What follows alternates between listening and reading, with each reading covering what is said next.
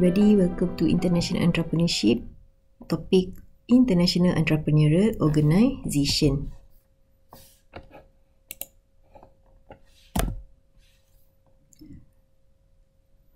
Today we will discuss the characteristics of International Entrepreneurial Organization.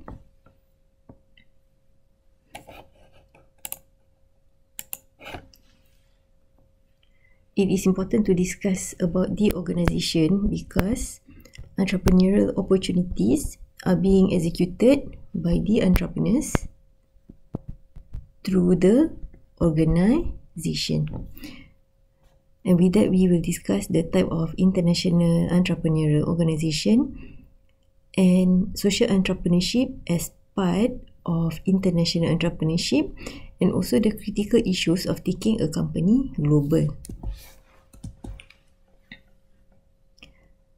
So, in understanding international entrepreneurial organizations, we observe the following characteristics. First, the characteristic of time. If the firm is young or established, 1. If they internationalize early, or if they internationalize late. All firms have their own reason, have their own journey towards internationalization. Early internationalization does not necessarily mean that firm is doing well. If the goal of the organization is to internationalize early, and if one of the strategies for the firm to expand is to internationalize early, then they will internationalize early. So that is with regards to time. There's also the characteristic of space. Space here refers to the geographical element in international entrepreneurship. Their internationalization location or target countries, are they regionally focused, or if the firm is truly global, meaning that the whole world is their market. Usually firms that are truly global are markets who focus on maybe import-export or maybe technological companies. Zoom, for example, they are truly global. We will talk also about size, because the convention in international business is the bigger the firm is, the more resources that they have to internationalize. But as we have discussed in the first few weeks, internationalization does not necessarily mean it should be done by bigger companies only. Smaller companies are able to internationalize as well. Next is the question of how do they internationalize? How do they enter the international market? They may enter the international market through import, export, through contractual agreements, or maybe through a bigger investment. What do they do in the international market? Or what are their activities or value chains involved? Some firms, they involve in outsourcing in international market and they sell domestically. Some firms, they do obtain their sales from the foreign market. Who are the people behind these international entrepreneurial firms? When we talk about founders, it can be the entrepreneur or a team of entrepreneur or entrepreneurial teams. The ownership of the company, the ownership of the entrepreneur ventures, are they public? Are they state-based? Because some companies that are owned by the government can be internationalized. A lot of firms owned by the Chinese government, for example, are subsidized to go international. Some of them are private or multinational companies, some of them are hybrid. We also look into the goals of the organization. Is it for profit or non profit. It can be a social entrepreneurship venture as well. So, the international entrepreneurial process is affected by the environment. They will enable or they will act as a challenge for the process of an international entrepreneurship. Okay, but first we look into the geographical aspect of international entrepreneurial venture. When we talk about geographical aspect, we talk about the home country of the venture and the host environment. Why? Because the home country is the trigger for the international operation. Is the environment of the home country supportive for international activities? Or is it a hostile environment? For example, if a company is operating in a politically unstable countries, they are unable to conduct business activities there. They have to conduct their activities somewhere else. They are pushed to do business internationally. Some countries are supportive. They encourage entrepreneurs to internationalize from the home country. In Malaysia, for example, we have Matrade. So this organisation, they encourage entrepreneurs to internationalize their operation. Okay. There's also the element of the host country or the foreign market, because entrepreneurs are attracted to opportunities beyond borders, and some countries, they are more supportive for entrepreneurial activities. So entrepreneurs are able to create opportunities from a hostile environment. So entrepreneurs from here make sense of the business opportunity there. So in comparison to country A and country B, the entrepreneur differentiate and compare opportunities and then exploit this opportunity in a specific market. Next is the economic environment. Different nations have different economic development levels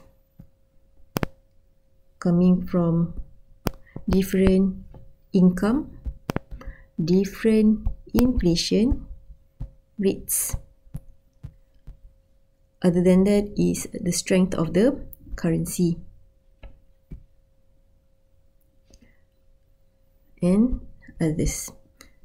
This is important because it will influence supply chain decision. So entrepreneurs who are operating in international market, usually they supply from countries with cheaper resources, with low labor costs, and they sell to countries with higher economic power. For example, a lot of entrepreneurs from China, they get their product supply from their home country, China, because low labor costs, also low raw material costs. Selling them to countries with higher economic power. So taking advantage of differences in countries' economical development. There's also differences in institutional environment. Some countries are institutionally unsupportive of international entrepreneurial activities, and some countries are more supportive. But all countries have their own unique institutional environment, and for international entrepreneurs, varying institutional environments will create opportunities for them. So institutional environment here will refer to ease of doing business. Some countries have a lot of administrative process, a lot of administrative costs, high bureaucracy. Usually Asian countries are high in bureaucracy. making the institutional environment quite complex for international entrepreneurs. Okay. But some countries do have similar institutional environment. Malaysia and India, for example, institutionally we are quite similar because it is derived from the Commonwealth system. Similar, not the same. Okay.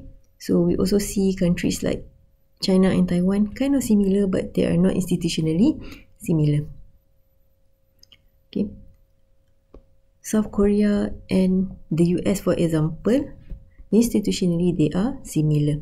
So this comes from sharing a similar history or maybe a colonialism history. This will influence the institutional environment. The cultural environment of different countries will also influence the opportunity for international entrepreneurial organization. Culture refers to how things are being done. So here it will influence marketing decision. Marketing, when we talk about marketing, is product development, how products are being promoted and communicated, and so on. It will also influence management of the international entrepreneurial opportunity because it is affected by the language and also the system of the country, how it's being run. The implications are directly for marketing and product development. Okay. For example, there's a Malaysian company, maybe they have a franchise overseas, that's how they internationalize.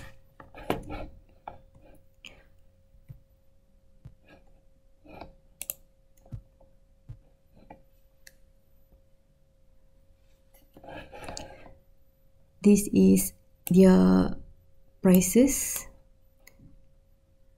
Okay, I think this is in Singapore, and this is in this is in Australia.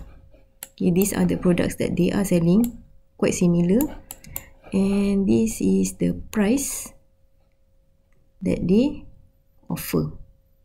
Okay, maybe there are some similarities with the product that they offer in Malaysia, but there are variation for the products that they are offering in the international market.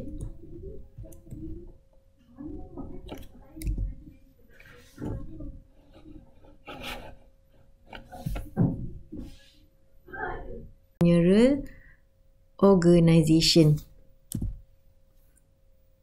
One of the main organizations in international entrepreneurship is International New Ventures. Sometimes they are called Born Global, but for this topic, we try to differentiate the both. So International New Ventures are defined as business organizations that from inception, they seek to derive significant competitive advantage from the use of resources and sale of outputs in multiple countries. A few important elements here. Inception. So there's an element of time there. Competitive advantage. Referring to each country's competitive advantage. Resources and sale, multiple countries. So at least two countries are involved here. The home country, the host country. Okay. The country with low input costs and the country with higher buying power. Taking advantage of these differences, okay, at very early age of the company. So international new ventures, INVs, are typically led by a manager or a management team with unique combination of competencies and capabilities. Usually, they have cross-cultural skills. They are most of the time educated with skills, specialized skills, and capabilities that will enable them to better combine resources from different national market. Usually, this management team, they come from different backgrounds. And this manager, with their cross-cultural skill, they are able to access different markets. Why? Because they want to take advantage of these differences of multiple countries. A few factors that encourage the emergence of international new ventures. First, the competition landscape if the industry is new, which leads us to industry life cycle and industry concentration. The type of product, the type of offerings that they have will shape the journey of international new ventures. And if they are related to a local cluster internationalization, they belong to local cluster. And the degree of global industry integration, meaning they are a part of a category that has low need for adaptation. Okay, let's look into the competition and structure as a factor influencing emergence of international new ventures. If the venture belongs to an industry with low levels of competition, or if the category is not saturated, there's a higher likelihood for that venture to internationalize, because they can use their resources to internationalize and not compete with their rivals.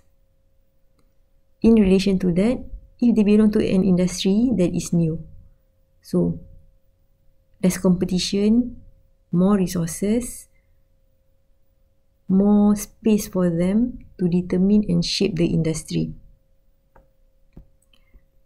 The third factor is if the venture belongs to a local cluster internationalization. For instance, if an IT company, they are a part of the Silicon Valley ecosystem, the higher the likelihood for that company to internationalize early. Another good example is the New Zealand agro-technological cluster. New Zealand is a country highly dependent on international trade, and to be part of that will increase the likelihood for a venture to be and to go international. This is also quite important.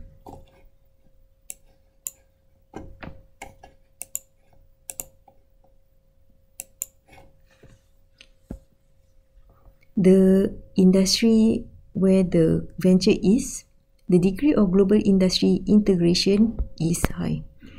If the integration is high, meaning there's more global integration, it's easier to internationalize. Why?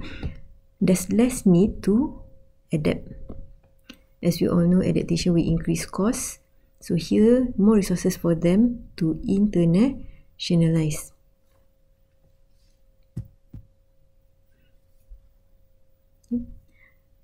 The complexity of internationalization for ventures will depend on how many activities in the number of countries.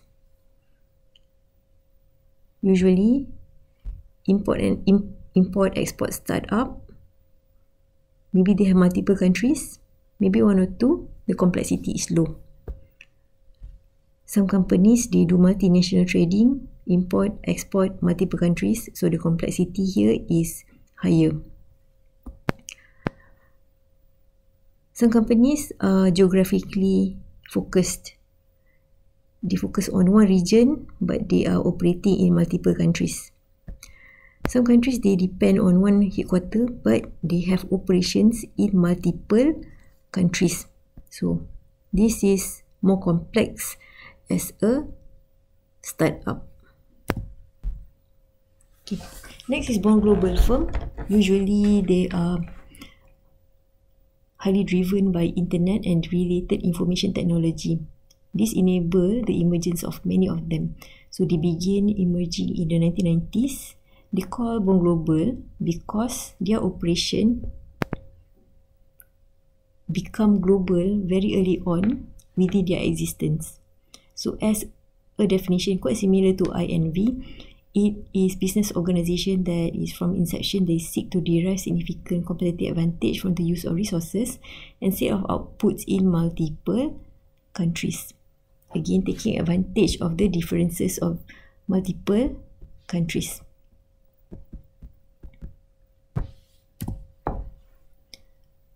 Characteristics of born global firms: their origins are international, their intentions are international. So it's demonstrated by the management's global focus and the commitment of certain type of resources to international activities, meaning that to go international, the plan and strategy has been implemented very early on through various commitment of resources to international activities. Their size may be small, but what determines a venture is born global or not is the age of by which the venture go into foreign market. In contrast, this challenges the traditional pattern of businesses that go international after a few years of establishing its presence domestically. Usually companies, they try to establish themselves in the domestic market first. Only then they venture into international market. So that is different than born global because they begin with a borderless view of the world and they develop strategies that they need to expand abroad soon after the firm's founding. In terms of operation, the operation and customers of born global firms are just like them, global. So they exploit a combination of exporting and also foreign direct investment. And their offerings complement the product or capabilities of other global players. So usually they belong to industries where global integration is high.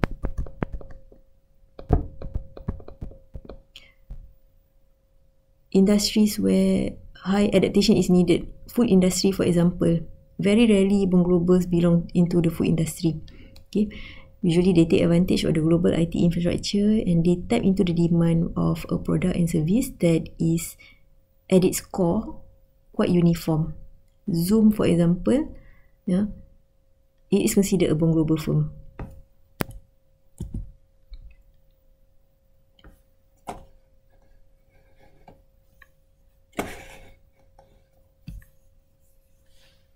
Individuals and organizations involved in international entrepreneurial organization.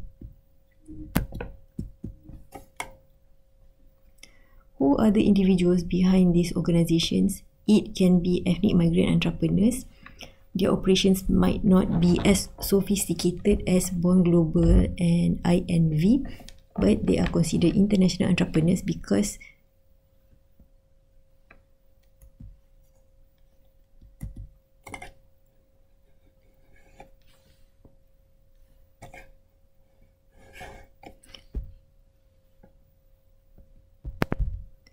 they bridge the differences between one country and another, usually their home and host country.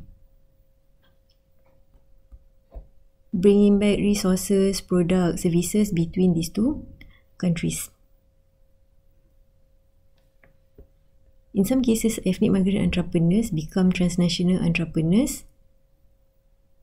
In this category, they conduct operations in more than 2 countries.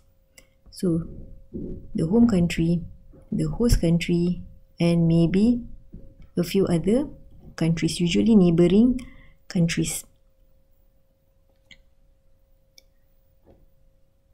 Returning entrepreneurs are also quite unique because from the home country, maybe they work in the host country, but they return back to their home country, usually to develop their village, to develop a new business back in their home country using whatever resources that they have collected, accumulated in their journey in the host country or in the international market. In a similar manner, refugee entrepreneurs also return to their home country, or maybe they start a business in their adopted country if their home country is not stable yet. In terms of organisation, international entrepreneurial opportunities can be pursued by established firms, regardless of size. It can be small, medium or larger firm. It can be done by a group of companies, usually emerging market multinational. Foxconn, for example, from Taiwan, they have operation in Brazil, Czech and also Malaysia and so on.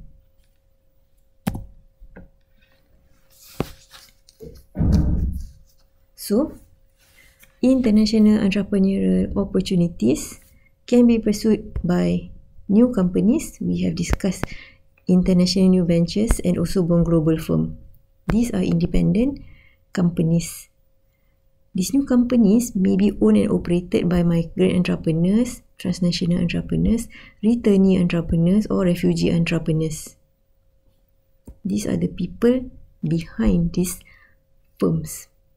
It can also be international social entrepreneurship venture. Here, it's in the middle because ISE can be an established firm as well. Maybe they have established in the domestic market for a while. They would like to go into the international market.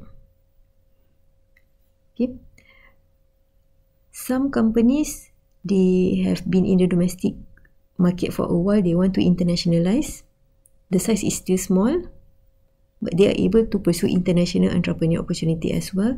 These are small global firm. Some companies are more established, micro multinational. Again, just like SGF, their size is comparatively larger, so they have more resources to go international. For multinational companies, maybe they can set up subsidiary. This is a mechanism for them to pursue international entrepreneurial opportunities.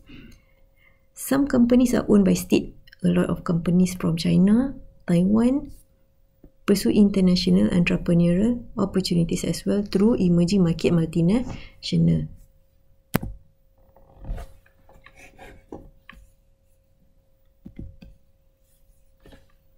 Briefly about international social entrepreneurship. Social entrepreneurship as a venture can also be pursued internationally. So, these ventures, they create value focusing on a social mission, and these ventures are run by entrepreneurs who create innovative solution and business model in order to exploit a social market opportunity and profit. So, combining social entrepreneurship, operating that venture internationally.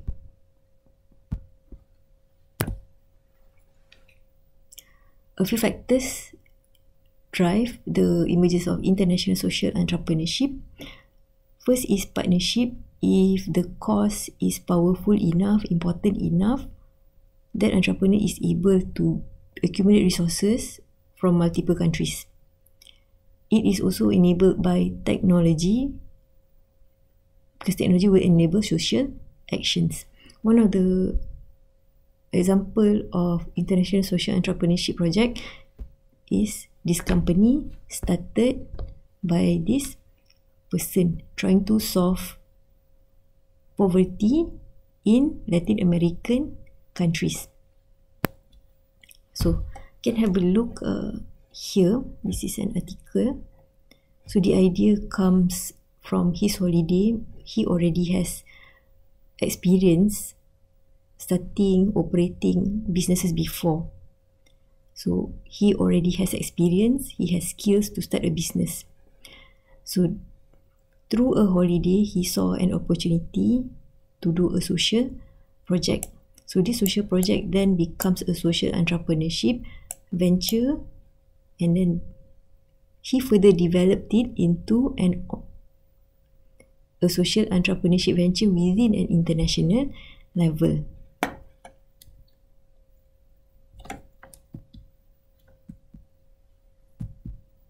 Okay.